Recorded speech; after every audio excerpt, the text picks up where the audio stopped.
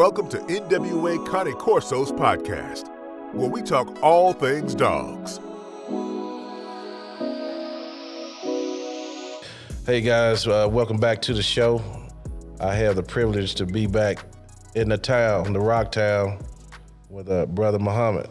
And so we're glad to be back. What's going on? Man, just taking it easy, man. Ready to get into it. Yes, sir. Yes, sir.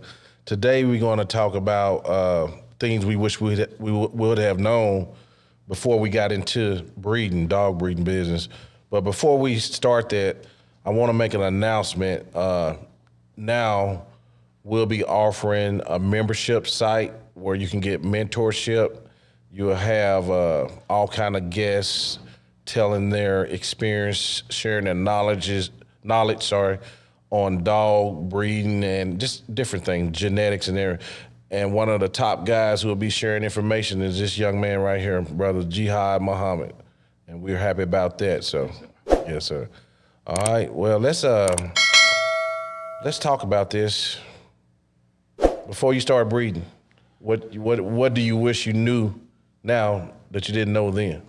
Man, was one of the basic things when I think about it, I have to think that I've been into dogs since I was a young boy. Mm-hmm. And I didn't understand anything about the importance of registration papers, the importance of structure, understanding what the dog was originally bred for. So I think one of the main things with me is if you're going to take on a certain breed that you're going to breed, you need to know the history of the dog in terms of what the dog was bred for. What went into the dog to produce the dog. You need to understand structure.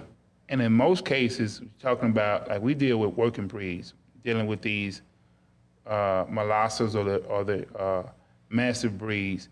We're dealing with working dogs. So the structure of a working dog is different from other breeds, whether it's a toy breed or whether it's a sport breed, it's different. So for me, I needed to know I would have been in a better position to start my kennel right if I understood the purpose of the dog and if I understood structure. Mm-hmm. Those were the two things that sticking out to me. If you're just getting started, you need to know what does the structure look like, because everything that you breed is going to go back to the structure of that dog. It's going to go back to the temperament of the dog. Mm-hmm. And the structure, a lot of people don't understand. They look at structure, they look at how the dog stand, but there's a lot of small details to structure. And really for me, it starts with the feet. Mm-hmm. I don't do like everybody else. I don't look at the back first. Mm-hmm. I look at the feet. A dog has to have, when we talk about structure, we talk about foundation. Dog has to have, if it's a large working breed, the feet must be right. The tighter the feet is, the more knuckle the feet is, the more weight that dog can carry. Mm-hmm. Okay, so if we look at a dog and automatically the pasturing is weak on the dog, the feet is flat, that's gonna make the pads flat, and it's gonna, right there, you're gonna automatically see, just looking at the feet, okay, I'm gonna have some issues down the road dealing with this dog. Right. So I think that's one of the biggest things is understanding the structure. Right. And I didn't understand that. I didn't understand structure. I didn't understand genetics. I didn't understand pedigree. Some people say that it doesn't matter. They say it don't matter about the pedigree, but when you understand who the parents are, who the grandparents are, you understand the potential that your dog has. Mm-hmm. Okay, if these dogs done went through certain temperament tests, they done been looked over and rated. If they have the data that the dog, in the history of the dog, the lineage, they have had all of their teeth in their mouth, they haven't been born with weak teeth. All of that should play a role in making the decision who you're going to buy from and what are you going to look for when you go and buy. Yeah, I totally agree because it's like knowing what to look for in buying a house because you're doing this for the long run. And when you go back into the feet and things like that, that's very important. It's a working breed, and knowing things on which you'll pick up stuff, how to keep the feet tight, like walking a dog on gravel, walking them up hills. You don't want no flat-footed dog. You want to know the overall structure of the dog because some things, a lot of way his structure is on how well he can or cannot function, the way he is structured. Right. And so, yeah, I totally agree with you on that, brother. And even when it comes down to, a lot of people, particularly if we're into the molasses or the massive breeds, there's a certain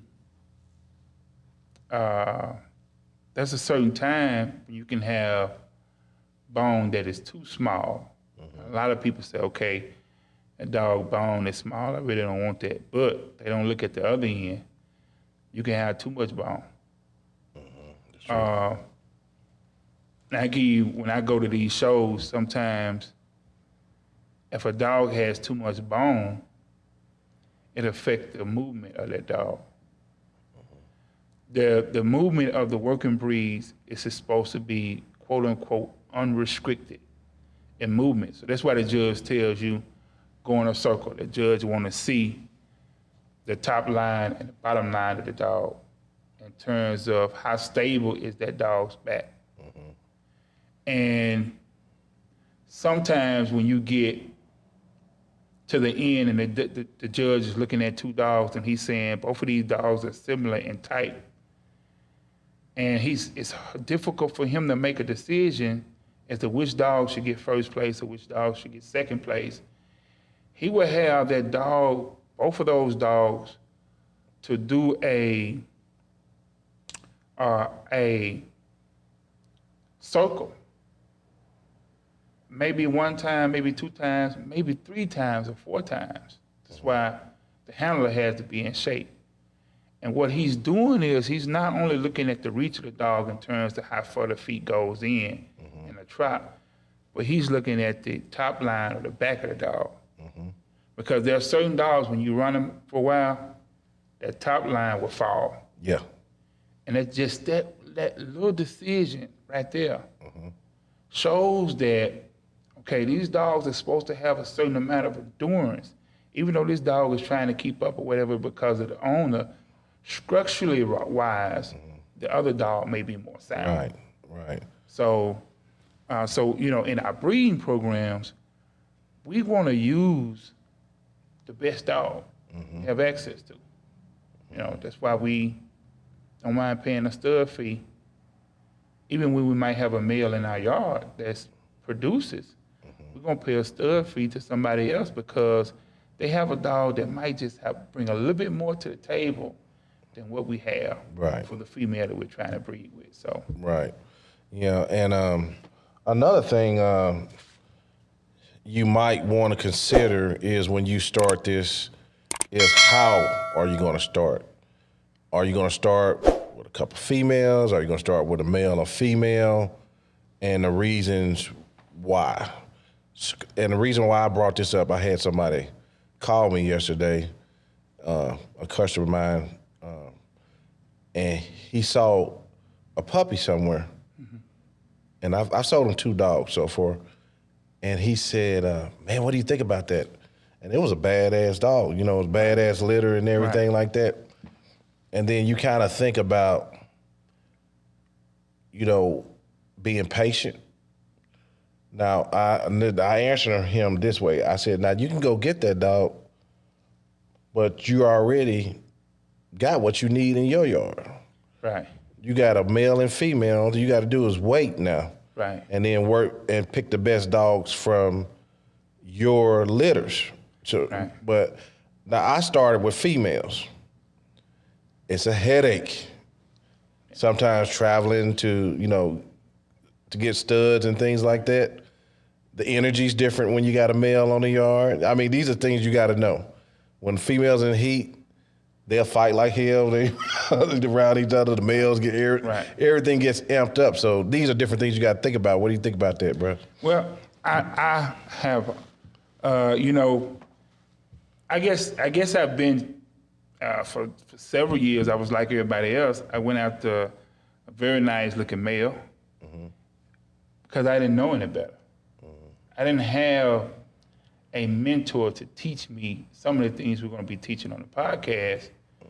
And so I talk to clients all the time now. I ask them, are you going to breed? They say, yeah, probably I'm going to breed. I am going to breed. And I asked them the question, I said, well, why are you starting off with a male?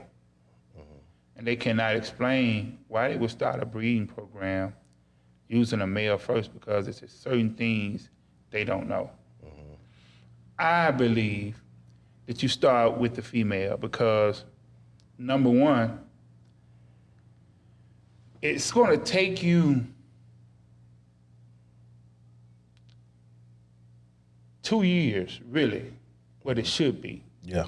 Sometimes you could breed earlier, but really it should be 2 years. Should be 2, yeah. The female is fully grown at 2 years old. Yeah. So you know when the heat cycle is. If she comes in heat at 8 months, you're able to start tracking. 6 months later, whatever.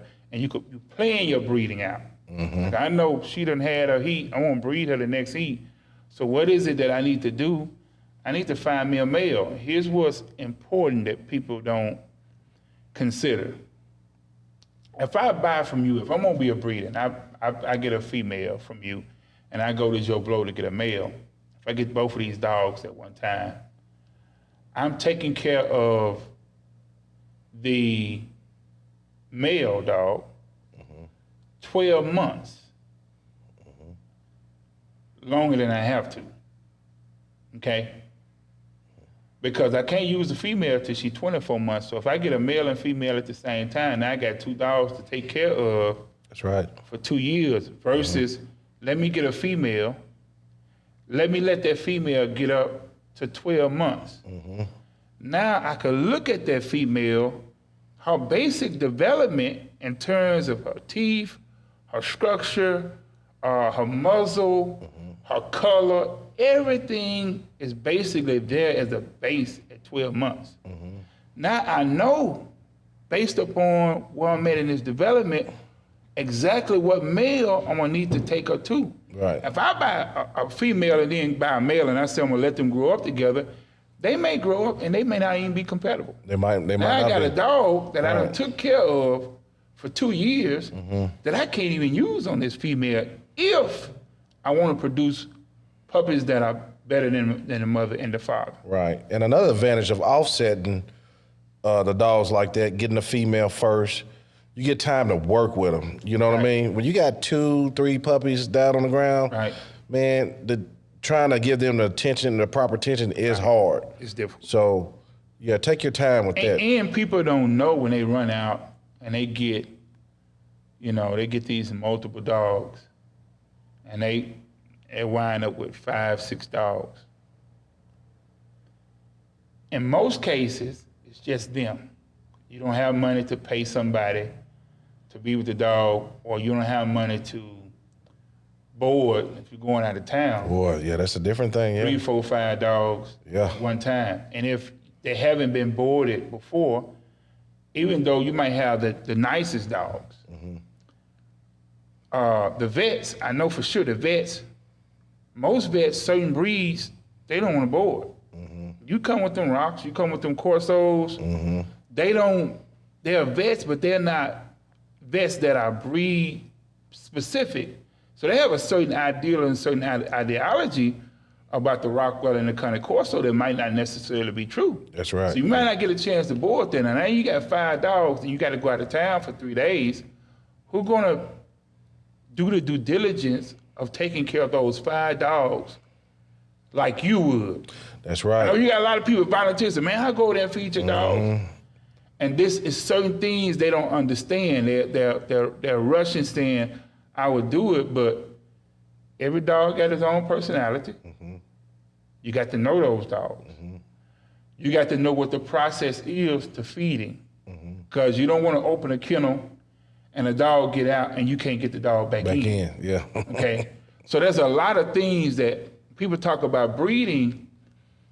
They want to breed because they see you with a puppy, they see you with a litter of puppies, and they looking at the final product. Right. They don't know what went on behind the scene to get you to that point. Right. Where you got these clean dogs that you're taking pictures of. They don't know what goes on behind the scenes. That's right. And one thing you mentioned too is you can almost hang up your holidays. Yeah. Once you get past 4, 5, you think you're gonna board those dogs? Yeah. Man, you gonna come off some money. Yeah. So your time, it takes a lot of your time. It's easier to go for a day or 2 if you got somebody to help you. Right. Come by and check on your dogs, feed them for a day. You probably can get away with it. Right. You got feeders, you got different things you can do like that. But yeah, getting somebody to come through on the holiday is almost impossible. And you're gonna have 2 or 3 people that's gonna say, yeah, I'll do it. And you wind up you're looking at your cameras. Yeah. Hey, you gonna go feed my dog or what? You know what I mean? You got 1,000 excuses. Because here's the thing. When you are, I don't care what type of business it is, when you are establishing a business, people don't understand how much sacrifice go into your first 3 years. See, even the IRS, they don't look for any business to make a profit the first 3 years. That's right. Because they know you're getting started. Almost every dime you make, it has to go back into the business. You see what I'm saying? Right. Whether it's marketing to get your name out there, whether it's the initial vet bills that you encounter, the initial challenges that you don't know how to resolve that you encounter that can make you lose puppy, lose time at work, etc. So, and I give you an example of that. If you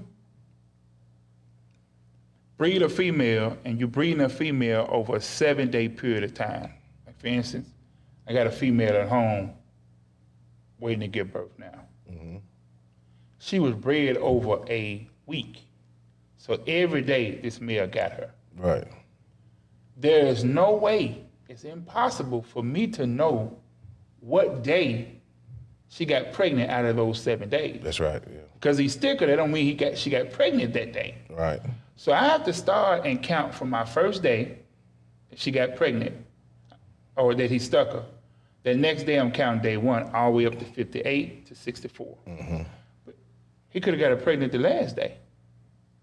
So I got all of these days, up to 13 days, to monitor her and to look for the signs as to when she's going to give birth. And if I have to be at work and I think, okay, she's showing me the signs today, she's going to give birth within 24 hours. If that's a miscalculation, and I take off work that day.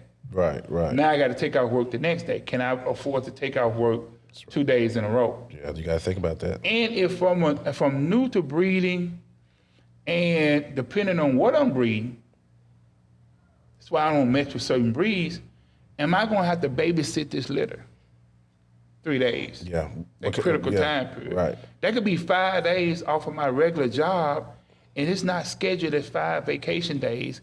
Can I afford to miss 5 days at work in a row? Yeah, your lifestyle has to fit this business. Yeah. And if you don't have no help, boy. Yeah, I had a guy call me the other day. He said, man, we finally got that girl pregnant. He had 4 boys. Finally got her pregnant, man. She had, I forgot how many puppies she had. I think 12. He said, man, we down to 8 puppies. My sister said she was going to be here to watch it, man, but she ain't been out. Can you get the, I said, bro, you wanted me to whip the litter. I should have got her 2 weeks before she was ready to have the puppies. Now you got a dog that's 180 pounds that you want me to bring to my kennel with puppies and deal with that I don't have a relationship with. Yeah. Good point. Yeah. So, I mean, it's a lot of things that he wasn't expecting. He took his sister word that she was going to be there. He wasn't expecting that, but now, how much money you losing for every puppy that died? Right. If you're selling them for $3,000, every puppy that died, like you taking $3,000 and throwing it out your car window. Right. Yeah. So yeah, and then it's so many different aspects of breeding that just come to mind as you talking. You know what I'm saying? Well, before we got in here, we was talking about if you're gonna be a serious breeder, you might, like he said earlier, you might have to use a dog. You might have a male in the yard that might not cut it. You gonna go get the dog. The cost that's involved with shipping semen, taking time, or if you're going to go do a live breeding, taking time off, it's costly. So you gotta really know. But one thing I'll say for sure, old guy to Oklahoma, I always say this: the quicker you can get to being independent in this, the better off you'll be. Yeah. And I would say this: people talk about, I would say find you a partner that is as motivated as you are about breeding the same breed. And I'm not talking about they get excited and get to talking of, you got to buy a puppy or you got to buy a grown dog. Right. Whether it's however you got to do it. Right. Is that person willing to invest the same financial resources and time and energy that you invest? See, it's one thing if we can all talk. Well, if you tell me, hey, I got $7,000 invested in this, I'm going to be more interested in what's going on and more hands-on basis versus I don't have any money invested. I'm just saying I want to do this. Right. With you. Right. If you putting up all the money, I'm not going to lose anything. But if you putting up half of the money and I'm putting up half of the money, both of us have a financial interest. We can lose money if we don't do the right thing. Right. And that's one thing we want to point out too. So Brother Muhammad, he's located in Pine Bluff. He is a serious breeder when it comes to health testing, getting better, and actually showing. You actually go out with teams and show these dogs. So if you are that serious, you want to get with him, especially on the Roddy, right? And he can set you up straight and all that. So let me tell you how this is. I'll tell you about Arkansas. I have met breeders who have bred the Rottweiler for 10 years, 20 years. And there are basic things about the Rottweiler that they cannot tell you. They can't tell you how many teeth supposed to be in the mouth. They can't tell you when these health tests can be done, because there's certain health tests that have to be done at certain ages. They can't tell you that, even though they've been breeding for 10, 20 years and they've been making money. They don't really know the breed. Right. Okay? So somebody that comes in and they're serious, and there's a breeder here in Arkansas that came into breeding Rotties 3 years ago. He's at the top of the game. The guy that I mentioned to you, there's a multi-millionaire international that does this all over the world and travel. He's had him on conference calls. Okay, yeah.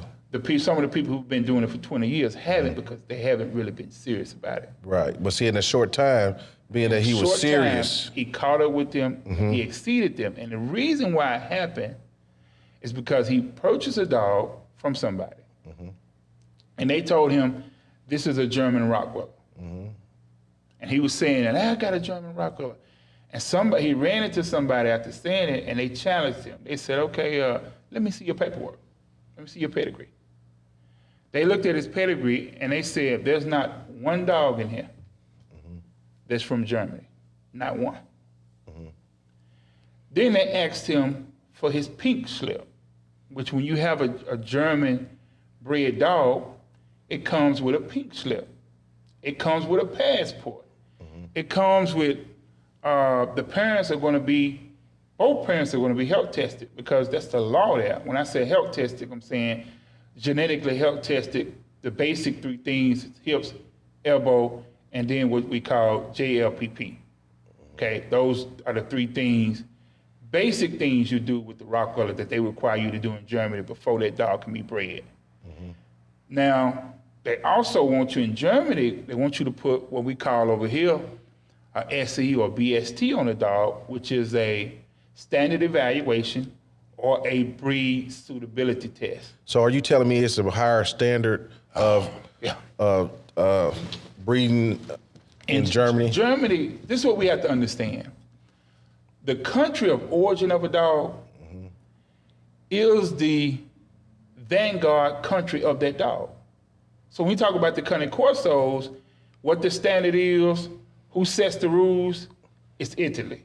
That's where the dog comes from. Italy passed on whatever the breed standard is and what are the guidelines for breeding that dog. They pass it on to the FCI. The FCI passes on to all the other countries in the world. Same thing with the Rottie.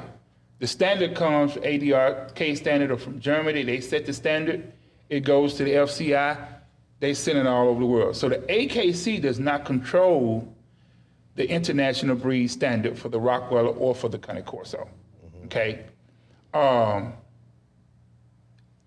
It has to come from the country of origin. But aren't there differences in those? So let me give you an example. Okay. If you go to Germany, they have what is called breed wardens.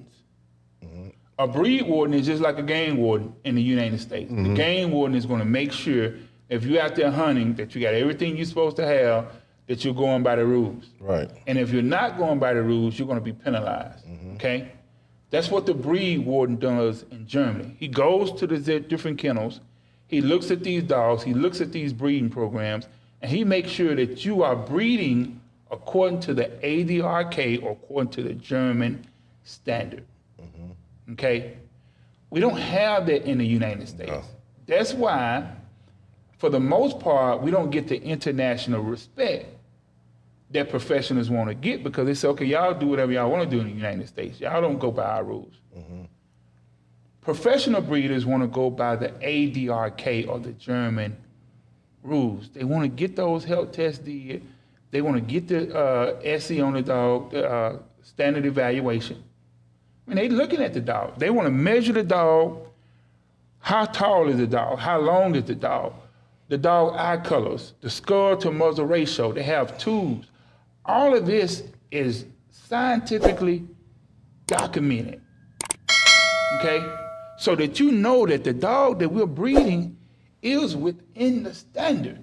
We ain't guessing, ain't nobody looking at it. Sometimes when you go to a dog show and the judge is looking at it, he's making a judgment call, but he don't have the raw numbers.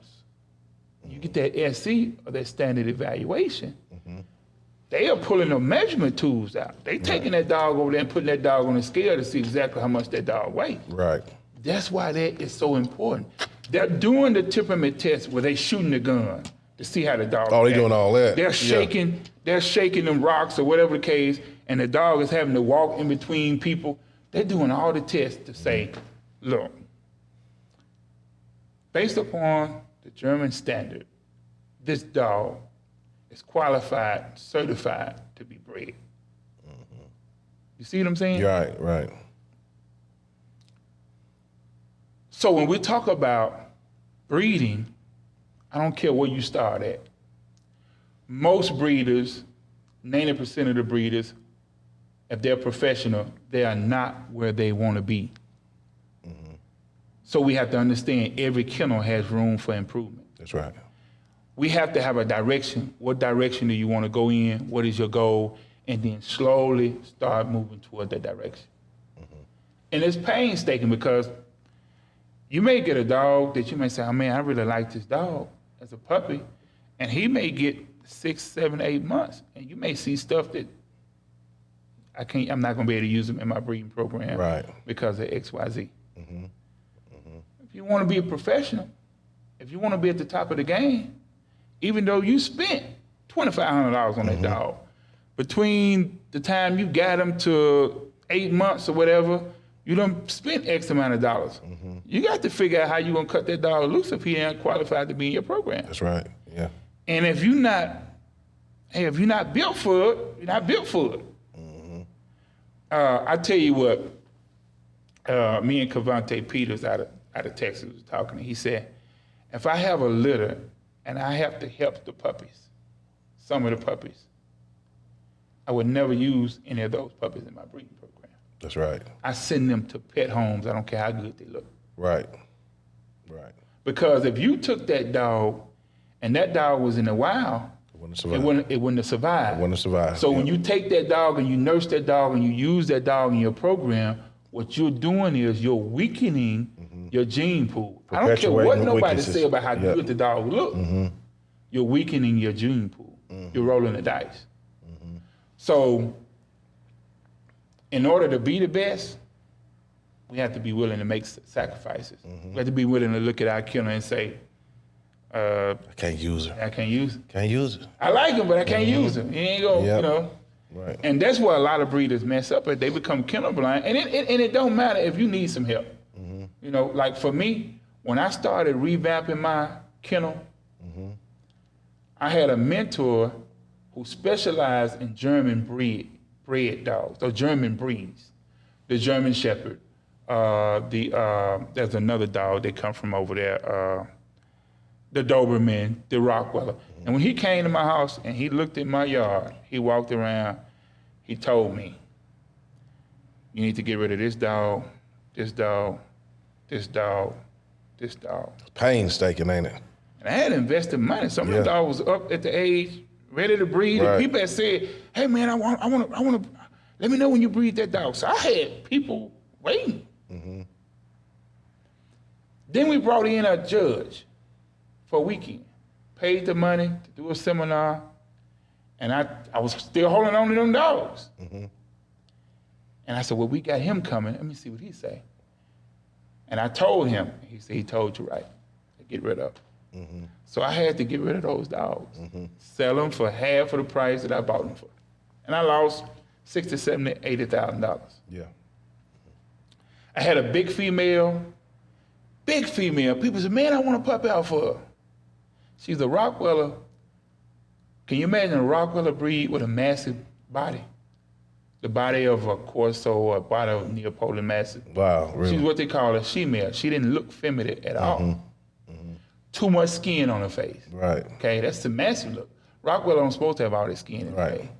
Too much skin on the neck. It's called throatiness. It's outside of the standard.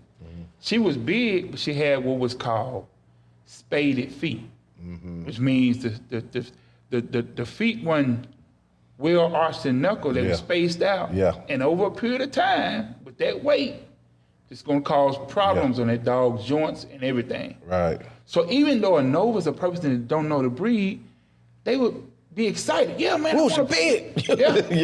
And in fact, I sold that dog to a guy that met me in Texarkana, and he gave me $2,000 for that dog. In about 3 days, he called me. He said, hey, man, I thought this was what I wanted, but this ain't what I wanted. I said, look, bro. I said, I ain't spent your money. I got your money. If you want to bring her back to me, not me, you in Texarkana. You have to bring her all the way back to me. I give you your money back and I take her back. I got that dog back. I didn't sell her. I co-owned it out to somebody that didn't, they wanted a dog. And, I said, I'm not going to give you the papers. Here she go. Because in my breeding program and the direction I'm going, there's nothing I could do with her. That's right. I lost money. Right. Yeah. So it's some ways to get a jump started in the game. Right. And I hate to say the word game like it's a game, and it ain't a damn game. But it sound like we doing something illegal. But it's some ways to get started. Yeah. What are your let's talk about some of our experiences in importing dogs. Man, and its advantages and its disadvantages. There are advantages and disadvantages. The greatest disadvantage, in my opinion, is if you're going to import you have to find somebody across seas where you're importing that you can put some trust and confidence in. Okay? Right. That's number one. Yes, sir. It should be a person that has imported to the United States multiple times, so they have a reference. Somebody, you go talk to this person, hey, I know you got a dog from this person across seas. What was your experience like? So you got these several people that's gonna say, here's my experience. Then you got to know about the dog yourself, what you're looking for, because keep in mind, the breeders across seas, they're producing dogs, but every dog that they produce is not a dog that they would keep. So how do you keep from getting they trash? You got to know what to look for. You got to know what to look for. So when you talk to that breeder, you got to say, hey, I want to see the dog. I want to see video of the dog. I want to see the dog going in a circle. Movement, I want to see the movement, not just a picture. Right. I want to see this and that about the dog. And I want to see the teeth of the dog, you know. So if you know the breeder and if you know what their breeding program is like, they breed for this, they breed for that. They're going to have surplus dogs. They may have a dog that they co-own out of, they sold to somebody. Somebody may be in a strain for money. Because one of the things we don't understand is $6,000 to somebody in the United States ain't nothing. But $6,000 in the hands of some of those people in other countries would feed 3 families. That's right. So they may have really good quality dogs and may be in a bad financial situation. Well, they're going to sell that dog. And I give you an example. One of my associates here in Arkansas bought a champion, nice dog, for $8,000. Title, correct, very nice producer. Paid an extra $2,000 to have the dog shipped to her door because she didn't want to go to Dallas to Houston and pick the dog up. The first litter, the dog produced 10 puppies. Every puppy sold for $2,500, which was $25,000. When you correlate that to her $10,000 investment, you're looking at she made a profit of $15,000 off top. But she had to have the connection first. Right. Because everybody can't get that deal. So the second thing you want to do is you want to say, okay, you know the bloodline, you know what they breed for. If you can get data related to the litter, and then what are you going to send? What do you want? Do you want to start with an adult male, adult female? Do you want to start with puppies? Do you want to get a female that's already pregnant? Who is she bred to? What is the history of that dog? So I would say that if you're revamping a kennel and you're just looking and say, man, I don't have the right shit here. Yeah. I would say that you send and get a female that's pregnant already. That's right. By a male that you like, by a male that's a known producer, by a male that has his title. Right. I shipped in some females that was bred by males. Brother, when I say a list of accomplishments all around the world, known, and pick your puppies from there. Okay, I got a litter. They can tell you how many puppies she got. Yeah. This last one, hey man, the woman got me on the phone. I said, look, my investors, I know that y'all confirmed she's pregnant, but my investors are concerned. They want to know how many puppies she has in her. And contact said, well, no problem. I'm going to call you later today. It went straight to the vet. It ain't no, let me call and get an appointment and I'll talk to you through. No, you finna put this dog on a plane in a few days. We got to make this deal happen. Yeah. Called me on the video, said, look, you got 10 puppies. And we was joking, you owe me a bonus, my friend. You got 10 puppies. So now I know I got 10 puppies. I know what these puppies gonna be able to sell for based upon what the market is. Right. And now I know that this is a very, very lucrative deal for my kennel. Right. For my investors. Right. So there's different ways, and there's advantages and disadvantages. When they ship the dog to the United States, if you're in this region of the country, they're shipping the dog to Atlanta or they're shipping the dog to Houston. So where are you going to go? You're going to go. And then are they shipping multiple dogs? If they're shipping multiple dogs in and there's somebody that's riding with the dogs, then there's a possibility they're going to get a van and they're going to deliver dogs. All over the place, yeah. All over the country.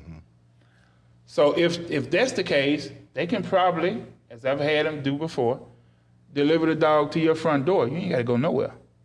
It may be an extra cost. It may not be an extra cost. So you want to ask them, here's my address.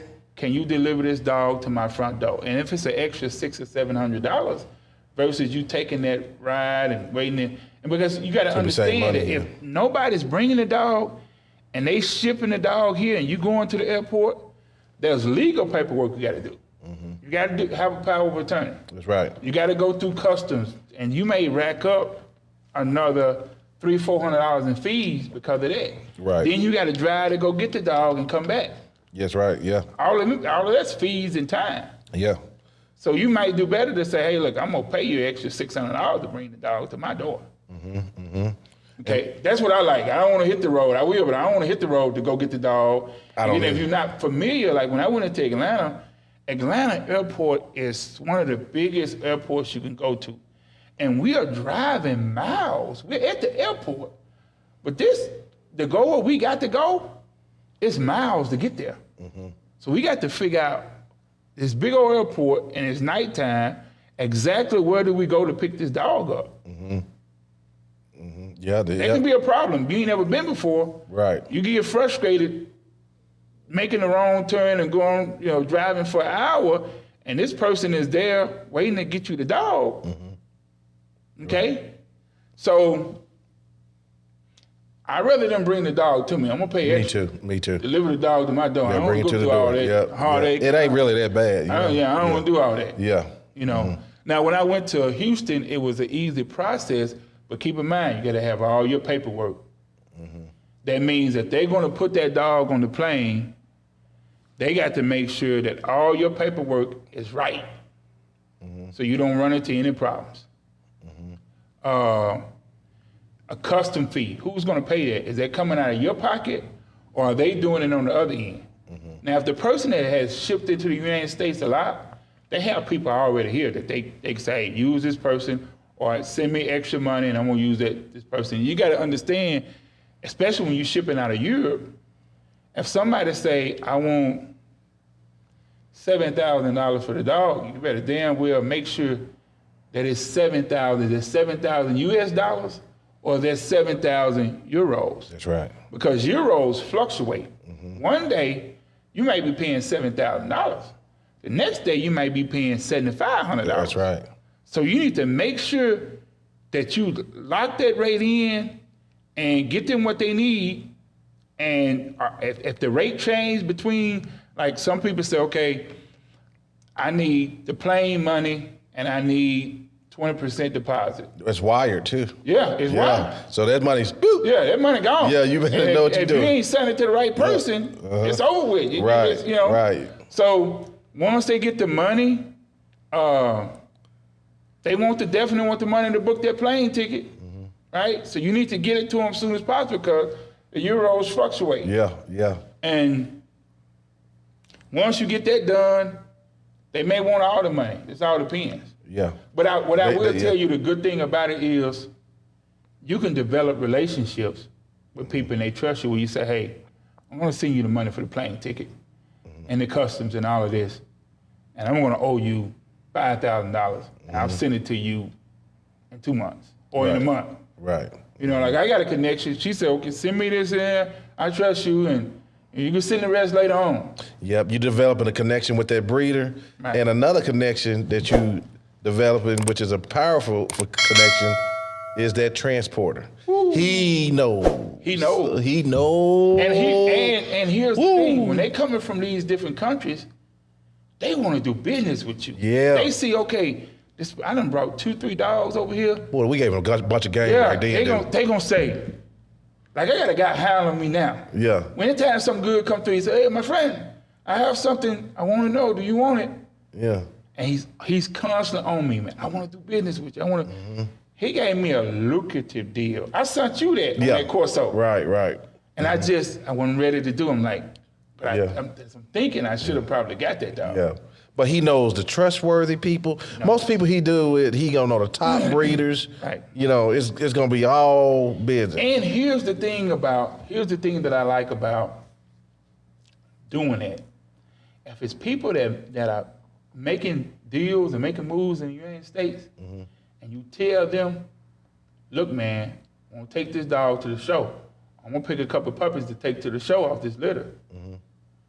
They know that when you go to that show and you do your registration form, you the breeder, your name is gonna be on there as the breeder. Right.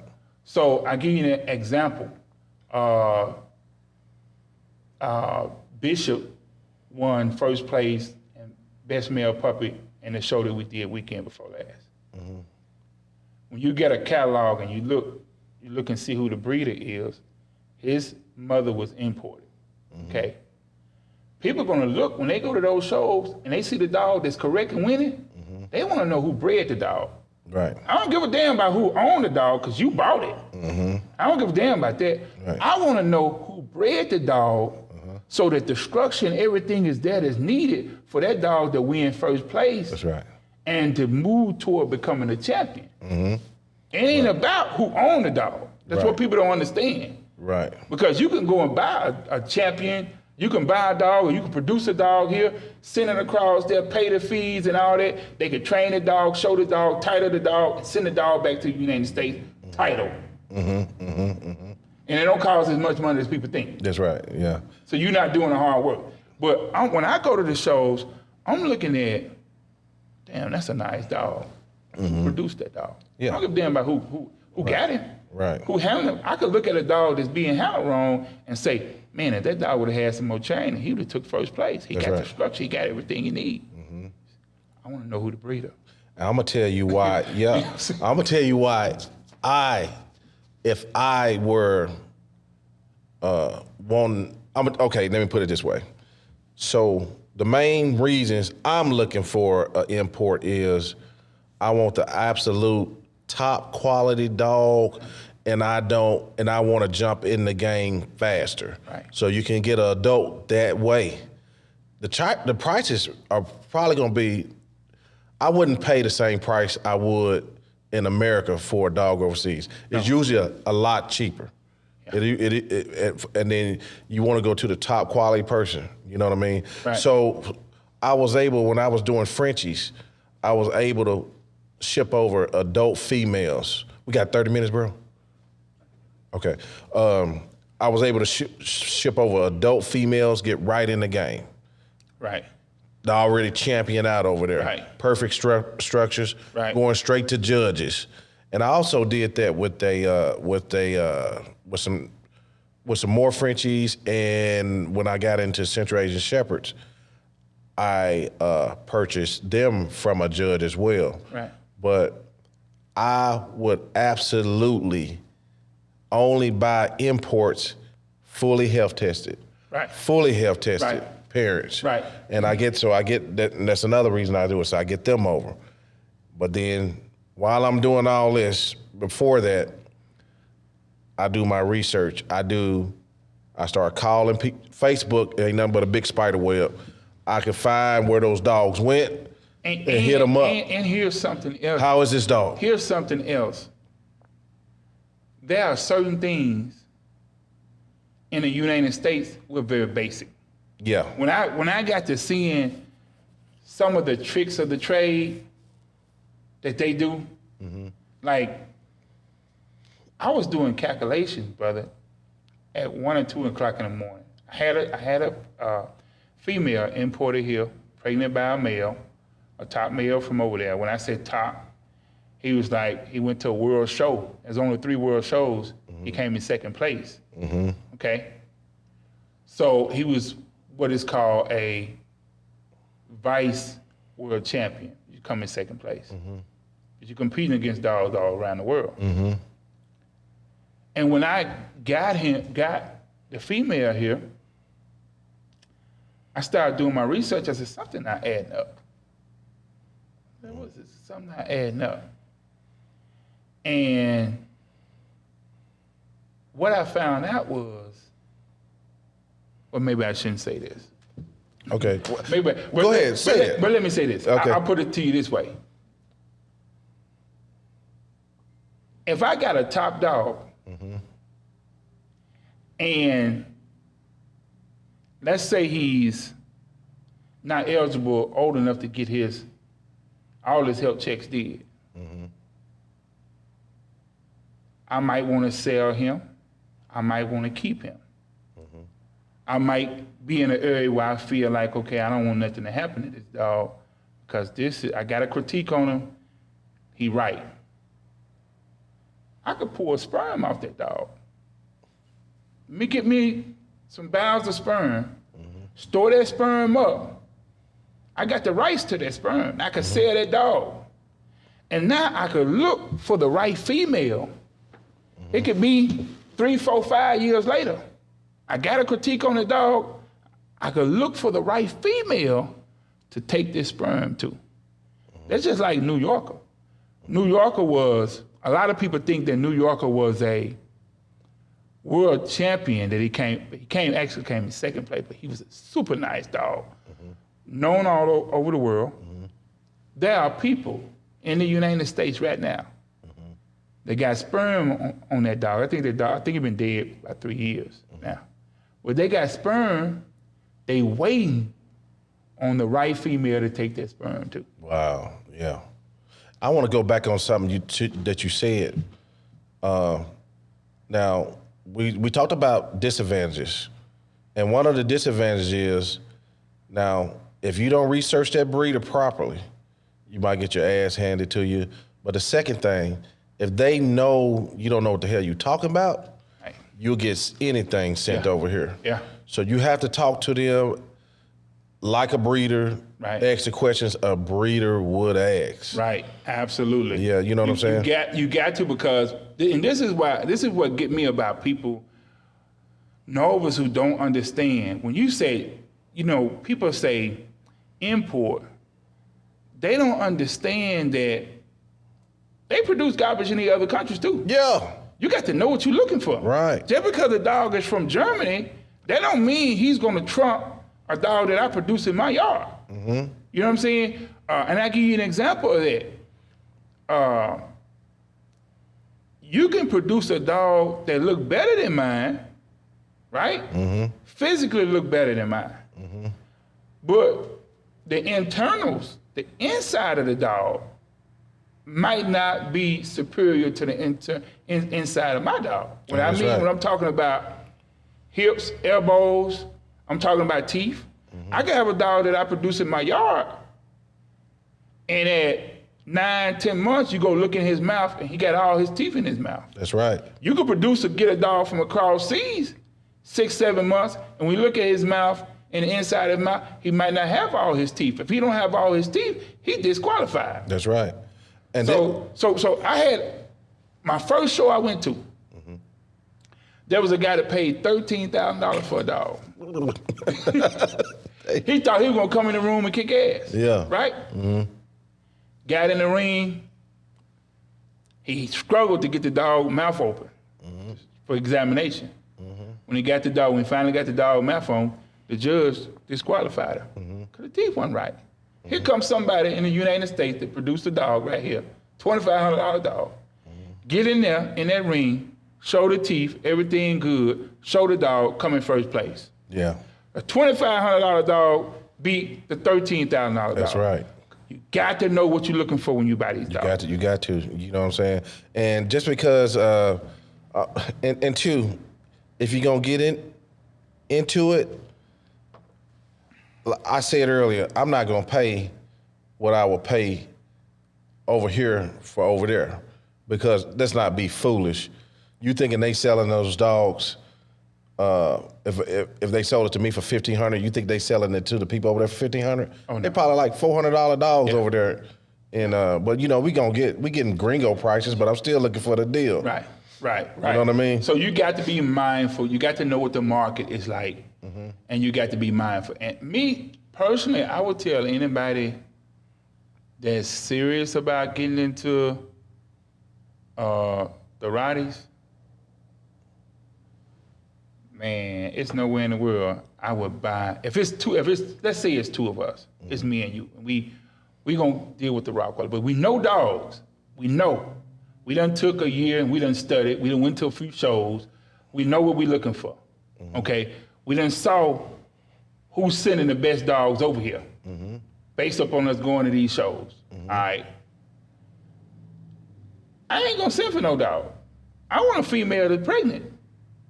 Because at the end of the day, if the dog has all the health checks, right? Now I got a health check dog. I got the paperwork. Okay? I got the male health check. He's known around the world. I'm expecting at least 7 puppies. We buy that female, bring that female, one of us weep that litter. We still got that female that we can breed later on. And you can pick whatever top dog female you want. I can pick whatever. I would definitely keep a few. If we sell those puppies, we ain't lost no money. Yep. You should. And we got this dog to go back. You go up to litter this time. We breed the dog. We sell one of the puppies. We use that money for a stud fee. We looking around the shows at the right dog to breed her to. We know when she gonna come in heat. We already got the $2,500 from the puppy. We ain't worried about that. Only thing we got to do is find the right dogs. We already been going to the shows. Now you whip that litter, I'm gonna whip the next litter.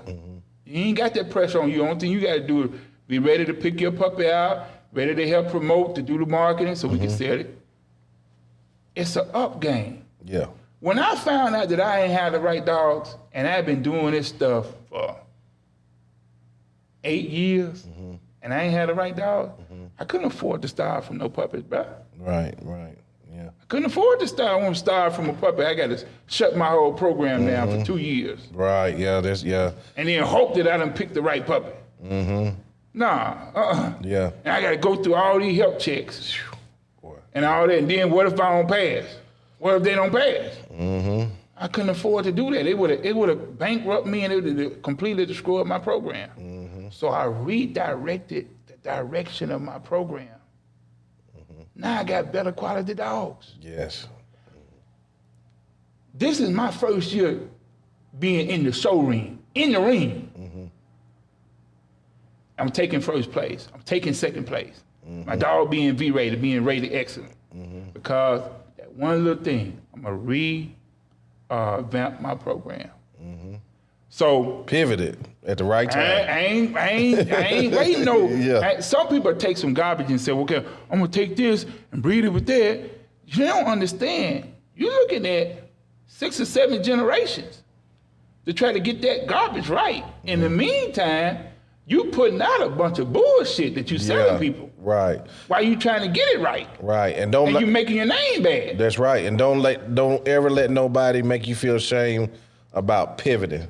I got into the Frenchies and I found out quick I didn't like it. Right. Shit, just because some of that stuff you was talking about earlier, if I gotta help a puppy, right. I don't need that damn puppy. I'm not doing it. You know what I'm saying? I don't babysit no dog. No, we ain't doing that. I'm gonna tell you, I had a girl that's very popular in the bully world. She do pockets. She gave me a puppy because me and her developed. She gave me a puppy. Then she turned around and had bred a female. And the female was bad. When I say she was a pocket, they were putting on hogs. Pocket rocket. When I say she was making them hogs, Yeah. I said, yeah, that's a bad motherfucker. I got her.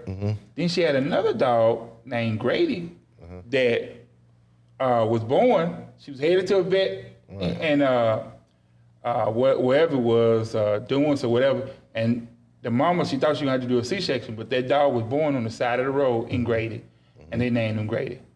He was nice. When I tell you he was nice, he wasn't like these bullies with the more fucked up teeth and stuff. Right. He was nice. Right.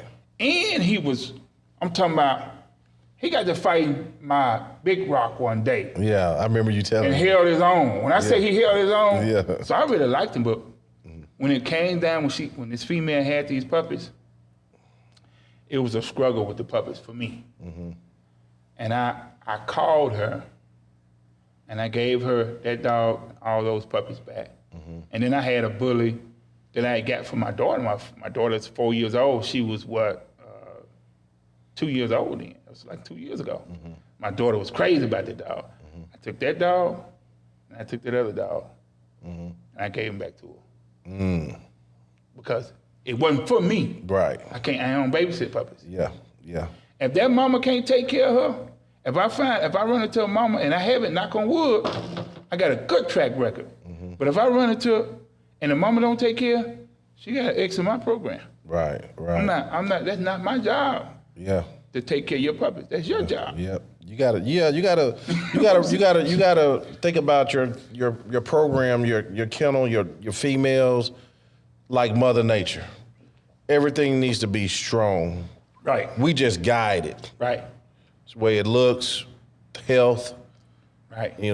Environment, nutrition. That's us. Right. So, but you want your shit to be strong. You want to, if you can. I always tell people, man, start out with the best. Quit cutting corners. Yep. And sometimes people come to me and they say they want to buy a dog, and because I got co-owned dogs. Some of the dogs that I could not properly place, I just co-own them out. And I tell the dudes, look, if you're gonna breed this dog, you're gonna get that approved through me. Okay.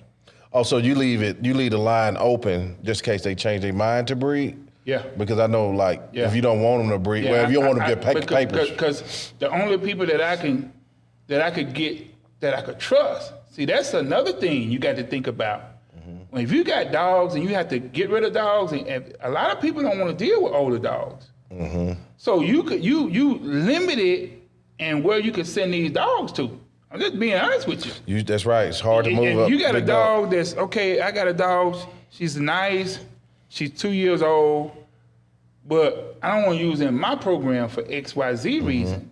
You got to find somewhere to place this dog. You can't take the dog to the animal control. Okay. You don't want to put the dog in somebody's hands that's going to mistreat and abuse the dog. So sometimes you end up having to compromise. Okay. So I have dogs that I had a female that's she nice. She don't have the drive that I want. I want my dogs to have drive. Right. And she had what they call a butterfly nose or snow nose. Okay. Right. So, but she has top German Daddy, one of the top dogs in the world. Okay. Mother nice. I mean, champions on the bottom side, champions on the top side. But for me, I couldn't show her because of the snow nose, and then she didn't have the drive that would allow me to get first place. She just didn't have it for whatever reason. Some of her siblings got it. She did not have it. Okay, so I ended up co-owning her out. Okay, parents helped test it, whatever the case. That guy's gonna breed that dog at some point. So I don't have a problem with it. Okay, so but I had to have somebody. And I could put the dog in anybody's hands. The litter may sold for $2,500. So now she's up to 8 months. I'm gonna co-own her out, 8-9 months. I'm gonna co-own her out. She got to go to the right spot. So I got to do a compromise. People don't understand that. You are not gonna be able to keep every dog that you produce. And there's certain times things gonna happen down the road. You may get a person that might buy a dog from you, and then 6 months later, they might run through a health crisis or divorce.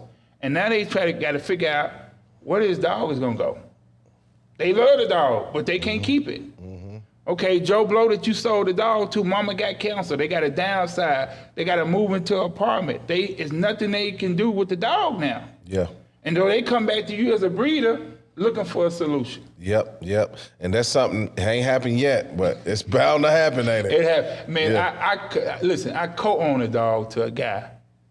They got the paperwork. He trained the dog because he has a training facility to do bite work. For some reason, he didn't want to keep the dog. He wound up putting the dog in somebody else's hand without talking to me. And I saw the dog online. They were trying to get rid of the dog, fully trained, personal protection dog, nice Corso. And they were saying, well, this is so-and-so. I said, no, that's so-and-so. I gave them all the data on the dog. And they was like, well, we trying to find somewhere to place him. You know, but then they found out that he wasn't supposed to get in. They weren't supposed to get the dog, so they just completely quit communicating with me. Oh, yeah. Which was, I mean, it was fine, but you run into stuff like that. And your contracts, you limit it in your contracts. I'm just gonna be honest with you. Because if you do a contract with somebody and you say, okay, you're not gonna breed or whatever the case is, that don't mean that they're not gonna breed their dog. Yeah, you have to physically take care of that part yourself. Because they're gonna do what the hell they want to if the dog. Paper if the dog is not, here's the bad part to it. People say, when we put in the contract at 8 months, 9 months, they're gonna fix the dog. Well, that's fine, but you got to understand that dog represents your kennel. When you fix that dog at that age, the dog is not gonna reach its full potential. And when they say they got that dog from you and they look at that dog and they're shitty, you're still messing your name up. Because they might not ask the question, is the dog altered? They looking at the dog at 2 years old and the dog has not reached its full potential, and they saying, hey, I got this dog from Joe Blow. The average person don't know that, okay, the dog is fixed and that's why the dog didn't reach its full potential. That dog represents your kennel. That's another thing, bro. Let me see how much time. I think we got 5 minutes. So another thing too that you might want to be aware of, that there are breeder-friendly vets and non-breeder-friendly vets. This is one of the number one reasons you know. Take a puppy in the vet, they examine it. You ever feel like somebody said, oh, are you gonna get them spayed? Are you gonna get them neutered? Right. That question comes really early. Right. That's when you know you got a non-friendly breeder vet. Or they're pressuring you into getting the dog fixed. Right. And they're jumping through hoops and coming up with a lot of excuses as to why you should. When really those excuses are not valid. They're not valid. Let me say this about those vets though. And I'll say this and I stand on this. A vet is a vet with a practice. They are not breed-specific dogs. All vets have not studied nutrition. They will try to get you advice as it relates to a dog diet, and that's outside of their practice. They have a medical practice, and in most cases, it does not deal with dog diet, okay? They have a practice that deals generally with dogs, and most times, it's not breed-specific. So they can't tell me about the temperament of the Rottweiler. They're not geneticists. You know? They can't tell me. Yeah. So when you're dealing with these vets, you have to kind of be careful and use a bunch of common sense, okay? You have to use a bunch of common sense. Just because a dog is in a crate doing a bunch of barking, that don't mean that when that dog come out the crate, that dog gonna attack somebody. Right. You see what I'm saying? Exactly. They don't know why that dog is in the crate doing all that barking. You can let that same dog out, and that dog gonna run over there and get petted by that strange 4-year-old child. So they a lot of times they try to, oh, you ain't gonna breed that dog, is it? Because in their head, because they scared of that breed, they saying that the dog is aggressive. You see what I'm saying? When the dog is not. And I done had that with certain vets, and I'm like, this is what the temperament's supposed to be. Right. You know what I'm saying? That dog is a wait and see dog. There's certain things, certain attributes that dogs are supposed to display. It's a confident dog. Right. It's gonna move around with his head up like that. And if you're intimidated by that, maybe this is not the breed that you should be getting paid to work on. Yeah, but then too, I got to play devil's advocate on that, because I ran into a veterinarian that actually started crying. I was wondering what's taking her so long to come in the room. She came in, and I guess they told her, well, his dogs are, they're good, Right. And she came in, and she started petting the dog, and she literally started crying. Wow. Because she had so many bred experiences with Corsos, temperament, breeders. Right. That goes back to people not breeding right. Yeah. Like, here's the thing. Okay, let's look at the Rottweiler. I'm gonna say this. The Rottweiler, the temperament of the Rottweiler is calm, the basic level, calm, confident, courageous. He ain't got to be trying to bite everything. That's right. If the dog is confident, he ain't got to try to bite everything. He's a wait and see dog. This person walks up, why is he just trying to bite you? That's an issue. If you just walk up, I got my dog, and you just walk up to me, and this dog is trying to bite you, and you ain't showing no signs of threat, I'm calm, right. I know you, that's an issue. Right. And if she was petting this dog, she was sitting there crying, and she said, I needed this. This was like therapy to her because she said, maybe this dog here can help change my mind about this breed. Right. Because she done dealt with so many bad temperament. It's a lot of unethicalness, temperament, and the breed I got that dog from, he's big. But see, that's what I mean. People see a dog, and one of the biggest mistakes that breeders make is they see a picture of a dog, and they automatically say, I want to breed with that dog. They ain't been around the dog. They don't know. They ain't saw the movement of the dog. That picture is very limited. Mm-hmm. And you just, okay, he big and he look pretty. Yeah. He look good. Mm-hmm. But you ain't checked on the psychology of that dog. Mm-hmm. All right. I did that one time. I bought a female from a guy. Me and the guy went in half. We brought the female. I brought the female to my kennel. I had 10 Rottweiler puppies. I was taking them in the house to give them shots, to do my exam and all of that, because I had half of them sold. It was like 7 weeks old. And I didn't lock the cage all the way. Mm-hmm. And I just heard dogs barking. And I ran to the window. I got a big old glass window where my office at. Mm-hmm. And this dog that I bought was just running to each one of them puppies, killing them. Oh, damn. So by the time I got out there, it was 3 puppies killed. Mm-hmm. I got her, I separated her.